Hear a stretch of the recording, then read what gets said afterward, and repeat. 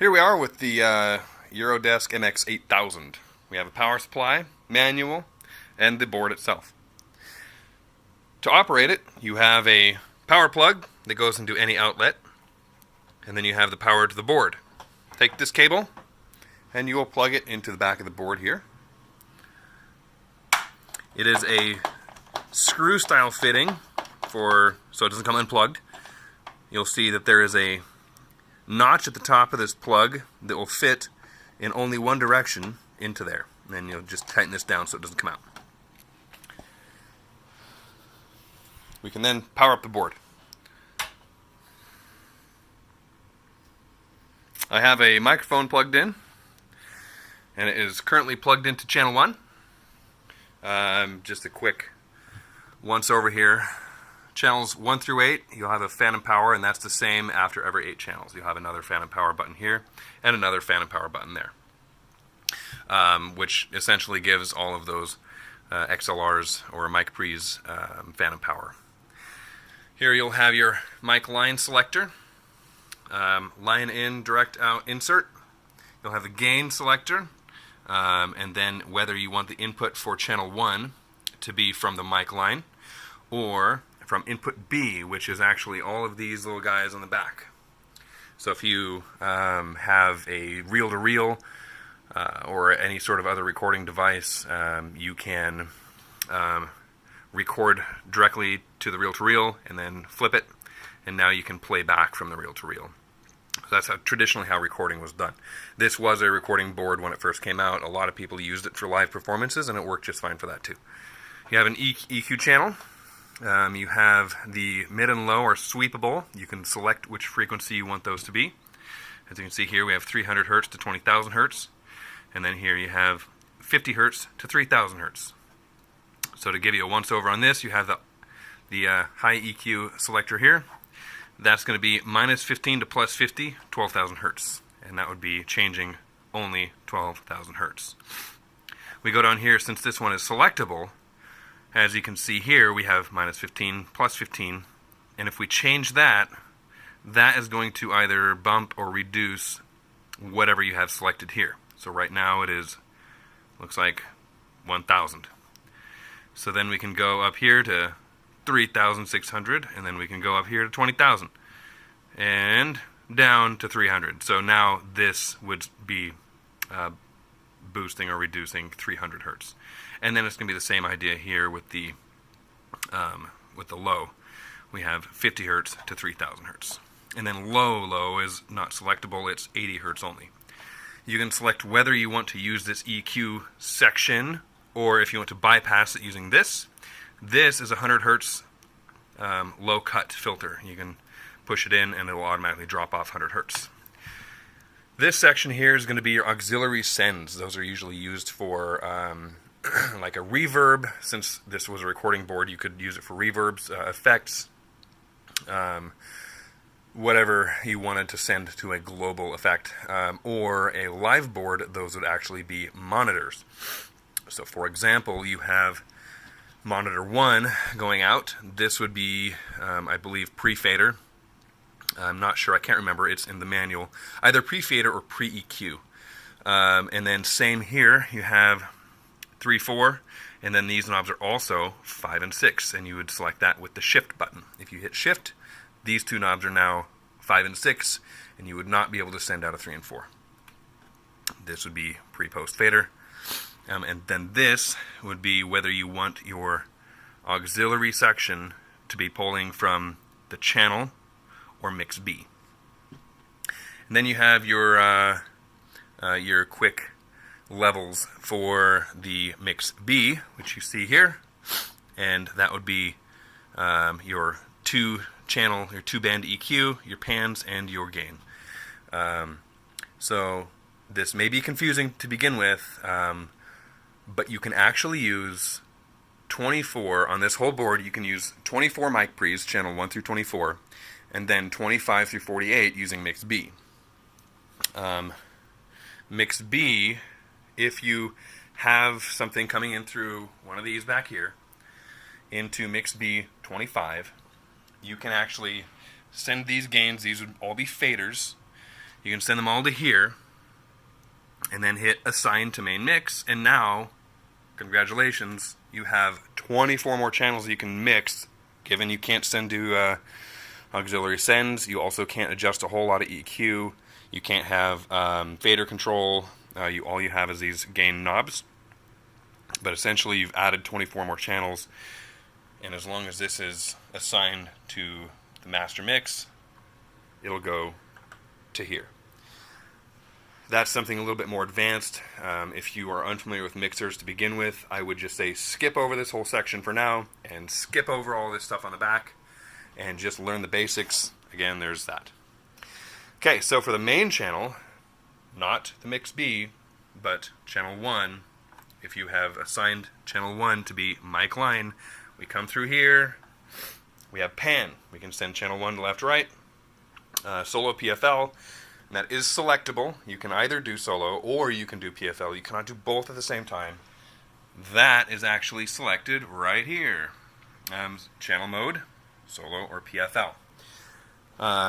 Solo would be something along the lines of you would like to hear how this channel sounds in your headphones post fader. PFL is pre-fader listen, so you'd actually be able to listen to this channel through your headphones, even with the channel muted. So there's benefits of both. They're both used for different purposes. Then we have our routing here. We can send it to subgroup 1, 2, 3, 4, 5, 6, 7, 8, or the main mix. And here you have 1, 2, 3, 4, 5, 6, 7, 8, main mix. You can only send them in pairs, 1 and 2, but here you can assign 1 and 2 to be completely mono, unlinked channels. For example, mono, mono, and then you don't have to send them to the main mix. A lot of Mackie boards started coming out where you had to send a channel to 1 and 2, and then the 1 and 2 would be sent to the main mix. Don't know why they did that. I never understood it. I never liked it. It wasn't... I like having a little bit more control over it. Plus, this will help you if you are having some sort of groups. Like if you want to take all of your drums, create a drum mix, send it to the group, and not send it to the main mix, but now you can send this subgroup to a compressor. And then you'd basically bounce that compressed mix down into another channel you've picked over here, and then you can send that compressed mix out to the main mix. That's one of the benefits of having subgroups that you do not send to the main mix. So, for an example here, we have a microphone plugged into channel 1.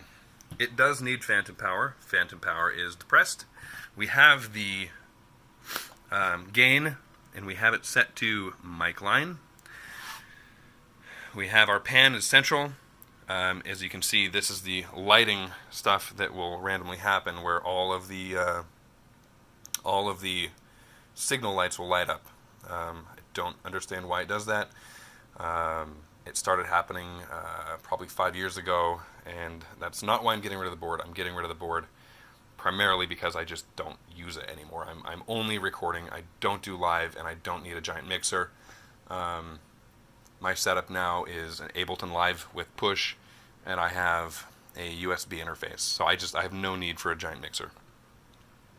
We will unmute. We will assign it to the main. We'll churn this up, and as you can see, we have stuff coming out of my speakers over here. The other lighting issue I was talking about was the main mix. As you see, we have main coming out, but we have nothing in the mix. Just the lighting. The mix works, but you don't have lighting. For example, let's go ahead and send channel 1 to 7, 8. It's now being sent to bus 7, 8. We'll come over here to 7 and 8, and we will turn this up. You'll see that there are levels there. We will not send channel 1 to the main mix. You don't hear me coming out of the speakers anymore, but you see my level here. We can easily send this to the left and right mix. And now you have exactly the same thing we had before, except now you can use those lights. If you really wanted to pay attention to the level lights, I would recommend doing that. If you don't care and you're going to play it by ear, this is totally fine to not send it through 1 and 2 and only send it through the mains, which is what we have now. That's pretty much the gist of it, man. Everything else is going to be read the instructions. You're going to find stuff out. I think the only two other things I would say about this board is channel 7's mute button does not lock down. The lock for that button broke a long time ago. But just don't use it if you don't want to mute it. Or you could use this as a mute button instead. You could just unselect the main and reselect the main. Use that as a mute. The other thing I would say is the noise issue with the gain knobs. So this is an older board, and it does use potentiometers, and potentiometers do get dirty, and when potentiometers get dirty, they get noisy. A quick and easy way to partially clean potentiometers is to just move them. So as you see here on channel 1, there's some noise there, but it's I wouldn't say do this while you're live. I would say get it close while you're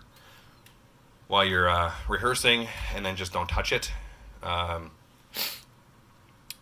know that's kind of a big drawback, but if you take it, and we'll turn this down, if you take it and you just tweak it, you turn it back and forth real quick, like this, just turn it. And we'll do this for a little bit.